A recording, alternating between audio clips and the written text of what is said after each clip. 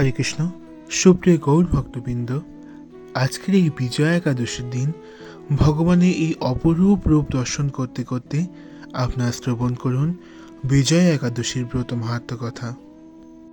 স্কন্দ পুরাণে এই একাদশী মাহাত্ম্য এইভাবে বর্ণিত রয়েছে। মহারাজ যুধিষ্ঠির শ্রীকৃষ্ণকে বললেন, হে বাসুদেব, ফাল্গুন মাসে কৃষ্ণপক্ষের একাদশীর মাহাত্ম্য অনুগ্রহ করে আমাকে বলুন।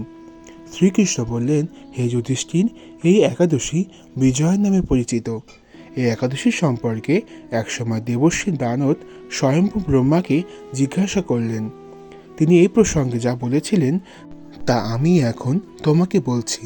এই পবিত্র পাপ বিনাশকারী ব্রত মানুষকে জয় দান করে বলে বিজয়া নামে প্রসিদ্ধ। পুরাকালে শ্রীরামচন্দ্র 14 বছরের জন্য বনে গিয়েছিলেন। সীতা ও লক্ষ্মণের সঙ্গে তিনি পঞ্চবটী বনে বাস করতেন। সেই সময় লঙ্কাপতি রাবণ দেবী সীতাকে হরণ করে। সীতার অনুসন্ধানে রামচন্দ্র চতুর্দিক ভ্রমণ করতে থাকেন। তখন মৃতপ্রায় জটায়ুর সাথে তার সাক্ষাৎ হয়। জটায়ু রাবণের সীতাহরণের সমস্ত বৃত্তান্ত রামচন্দ্রকে জানিয়ে মৃত্যুবরণ করে। এরপর সীতা উদ্ধারের জন্য বানররা সুগ্রীবের সাথে বন্ধুত্ব স্থাপন করেন। ভগবান রামচন্দ্রের কৃপায় হনুমান লঙ্কায় গমন করেন। সেখানে অশোক বনে সীতাদেবীকে দর্শন করে শ্রীরাম পদার্থ অঙ্কুরীয় তাকে অর্পণ করেন। ফিরে এসে রামচন্দ্রের কাছে লঙ্কার সমস্ত ঘটনার কথা ব্যক্ত করেন। হনুমানের কথা শুনে শ্রীরামচন্দ্র শ্রী সুগ্রীবের পরামর্শে সমুদ্র তীরে যান। সেই দুস্তর সমুদ্র দেখে তিনি লক্ষ্মণকে বললেন, হে লক্ষ্মণ, কিভাবে এই অগাধ সমুদ্র পার হওয়া যায় তার কোনো উপায় খুঁজে পাচ্ছি না। উত্তরে লক্ষ্মণ বললেন, হে পুরুষোত্তম, সর্বজ্ঞাতা আদিদেব, আমি আপনাকে কি উপদেশ দেব? তবে বকদাল্লভ নামে এক মুনি এই দ্বীপে বাস করেন।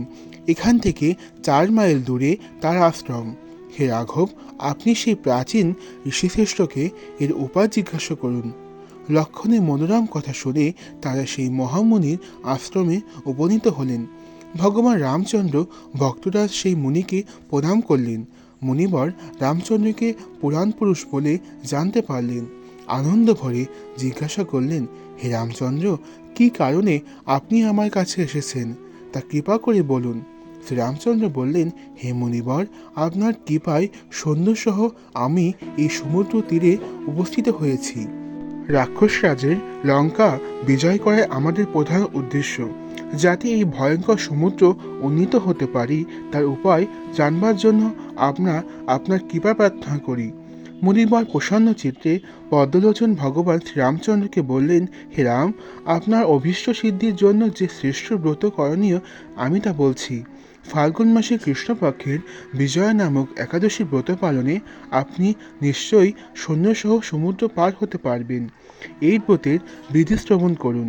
বিজয় লাভের জন্য দশমীর দিন সোনা, রূপা, তামা অথবা মাটির কলস সংগ্রহ করে তাতে জল ও আম পাতা দিয়ে সুগন্ধি চন্দনে সাজিয়ে তার উপর সোনার নারায়ণ মূর্তি স্থাপন করুন।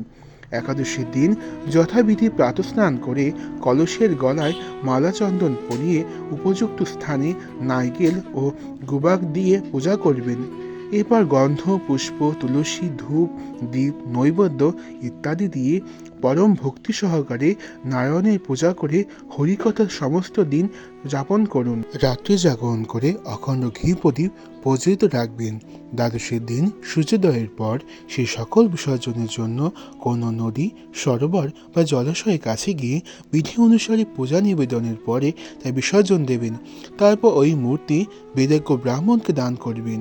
এই ব্রত প্রভাবে নিশ্চয়ই আপনার বিজয় লাভ হবে। ব্রহ্মা বললেন, হে নারদ, ঋষির কথা মতো ব্রত অনুষ্ঠানের ফলে তিনি বিজয়ী হয়েছিলেন। সীতা প্রাপ্তি, লঙ্কা জয়, রাবণ বধের মাধ্যমে শ্রীরামচন্দ্র অতুল কীর্তি লাভ করেছিলেন। তাই যথাবিধি যে মানুষ এই ব্রত পালন করবেন তাদের এই জগতে জয়লাভ এবং পরজগতে অক্ষয় সুখ সুনিশ্চিত হবে। হে যুধিষ্ঠির, এই কারণে এই বিজয়া একাদশীর ব্রত পালন অবশ্য কর্তব্য। এই ব্রত কথা শ্রবণ কীর্তন মাত্রই বাজপেয় যজ্ঞের ফল লাভ হয়। পরদিন পারণ 6টা 32 মিনিট থেকে সকাল 10টা 19 মিনিট পর্যন্ত। হরে কৃষ্ণ।